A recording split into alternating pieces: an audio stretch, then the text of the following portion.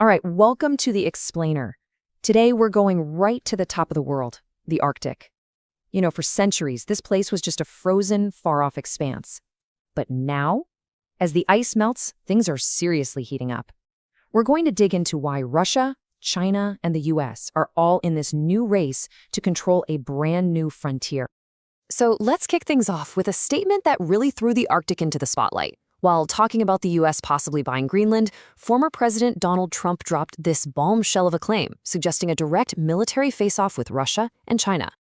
Okay, so officials in Greenland and experts on the region were pretty quick to jump in and say, hold on, there's actually no evidence of that. But, whether the claim was true or not, it kind of ripped the lid off the real issue here. What are the US, Russia, and China really up to in this icy wilderness? First up, let's talk about the player you'd least expect, China. I mean, they're thousands of miles away, right? But believe it or not, they're making some serious moves to become a major force up there. So here's the thing. Geographically, China has zero claim to the Arctic. None. So what did they do? Well, they just invented a whole new category for themselves. In a 2018 white paper, China declared itself a near-Arctic state. It's a really clever bit of diplomacy, basically a way to justify getting involved and making sure they have a seat at the table. And this is how they make their case. China basically says, hey, when that Arctic ice melts, it messes with our climate, our farms, and our fishing. By connecting the Arctic's future directly to their own stability back home, Beijing gives itself a really powerful reason to get involved. But let's be real, the absolute crown jewel of China's Arctic plan is all about the money. They have this vision for a polar Silk Road, a whole new network of shipping lanes that are opening up because of the melting ice. And this could completely redraw the map of global trade. And the payoff here is just massive. Think about it. A trip from China to Europe through the Suez Canal, that can take almost a month. But this new northern sea route up in the Arctic could slash that travel time. We're talking about bypassing all those tense geopolitical choke points and rerouting literally trillions of dollars in trade. It's a total game changer. Okay, so what about the region's old guard, Russia? How are they reacting to all this? Well, for Moscow, the Arctic is basically their backyard. And right now, they're building a massive fence. Yeah, Russia is no rookie in the Arctic. Their history up there is deep. We're talking economically, militarily, you name it. For decades, the money from Siberian oil and gas has pretty much kept the country running. And now they're doubling down with a huge military modernization program. Just look at the Nagurskoye Air Base. This place was basically a crumbling old Soviet outpost. Now, it's been totally transformed into a cutting-edge military hub. This isn't just a simple upgrade. It's a massive signal that Russia plans to project its power all across its northern border. And at the end of the day, it's the hardware that really tells the story.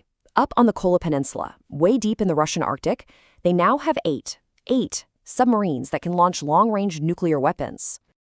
Now, to put that into perspective for you, those 8 subs, that's almost all of Russia's entire strategic submarine force.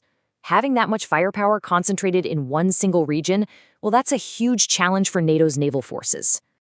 So, you've got Russia flexing its military might and China pushing its economic plans. You'd think they'd be natural partners, right? Well, let's take a closer look at what their alliance actually looks like up in the far north. Okay, so their cooperation is growing, for sure. We're seeing them run military drills together near the Arctic. And, this is the big one, China is bringing the cash and the tech that Russia desperately needs to get its Arctic resources out of the ground. On the world stage, they often act like a team, pushing back against US influence. And this report from Danish intelligence really hits the nail on the head. You see, the Western sanctions on Russia have kind of had an unintended consequence. They force Moscow to look for new friends, and that's pushed them right into a partnership with Beijing, a partnership that's become absolutely essential for Russia's Arctic dreams. But, and this is a big but, this alliance isn't exactly rock solid. Russia is an Arctic nation and it guards its turf fiercely. So while Moscow is happy to take Chinese money, you can bet they're also pretty nervous about letting another huge power get too comfortable in what they consider their own backyard. So what we're left with is this incredibly complex, three-way rivalry. It really is a modern great game, but this time it's being played out on a map of melting ice for control over resources, trade routes, and of course, strategic position.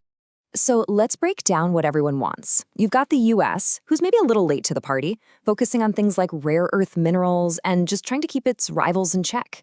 Then there's Russia, who's trying to reclaim its old dominance and secure its northern border. And then you have China, with maybe the most ambitious goal of all, using its economic might to become a full-fledged polar great power.